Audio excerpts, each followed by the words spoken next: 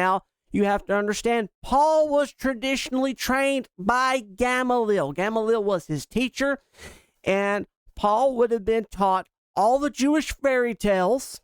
He would have been taught legalistic and non-legalistic interpretations of Scripture. He would have had traditional rabbi training by Gamaliel. Gamaliel was considered one of the greatest teachers of his time. We also find that Jannes and Jambres is found in a Targum. Again, not a literal translation of Scripture, and it's incorporating something from a Midrash. So, again, if you're going to say that the book of Enoch, this right here, should be considered divinely inspired, well, now we have opened up the floodgates for the Talmud.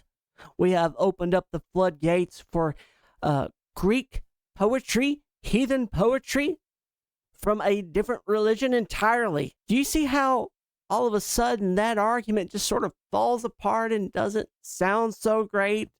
I mean, it sounds good in the moment until you have all the information, and then you realize how silly that argument is. I cite from all kinds of things in my ministry.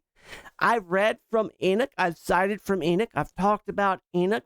I have the book of Jasher. I have all kinds of apocryphal and pseudepigraphal writings and things that I cite from. I've cited from the Mishnah in church. I've cited from the Talmud in church. I have cited from a lot of different sources. I've cited from Josephus. I've cited from a lot of things that I do not consider divinely inspired, but I use those things when constructing an argument or trying to make a message or point.